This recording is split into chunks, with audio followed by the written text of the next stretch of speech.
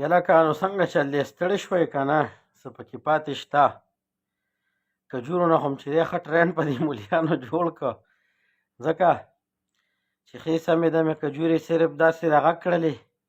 او مستحب و سنت عمل یې دې درته جوړ کړ. اوس یوتیانو تاسو ته ویمه چې یو وخته د مولانا صاحب خپې نیسي ستاسو مشرانه وختي مې سیمینار خطاب کې اورېدل د پی ټي آی یو مشر وی چې وی مولانا فضل الرحمن صاحب سے ہمیں شفا ملتی ہے. دو وګوره ښه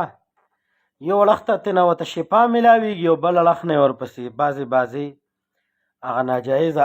دغه یې چې دی نو په سوشل میډیا باندې ډرامې کوي او دوی ته چې دی دغه کجورې شیندل چې کوم یو مستحب و سنت عمل دی په نکاح کې هغه ورته چې دی د رزق ناقدري ښکاري او که په دې چوک کې دا ډکې ډکې غبارې پوه شولې دا ډکې ډکې غبارې نوستلې نو هغه ورته چې دی څنګه چې دی ته شریعتي اسلامي نظام ښکاري که څنګه یوتیانو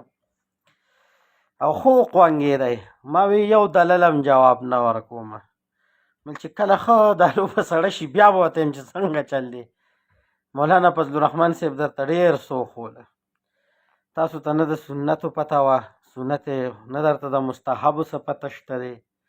نه درته دا پته شته دی چې په نکاح نه بعد چې دی دا کجورې شیندل څنګه شی دی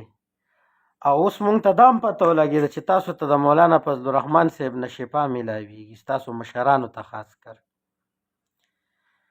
نو چې ستاسو مشرانو ته میلاویږي ته شفا نو دا یقیني خبره چې تاسو ته به هم ترېنه میلاویږي خو تاسو خو چې دی پته نشته دی چې تاسو د کمې خټې پیدا یې د کمې خاورې نه شوي خلک یې چې تاسو په یو خبره پسې راواخلی او زه پکې چې دی ډېرو کسانو منشن کړلم او والله زما اوس هم اواز خراب دی زه بیمار یم تبه مې ده اوس مې هم تبه ده خو بیا مې وی راشه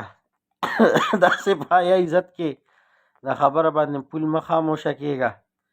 ولې چې یوتیانو ته د سنت هم پته ولګېده د مستحب عمل پته هم ورته ولګېده صرف او صرف د چا د برکته د مولانا صاحب د برکته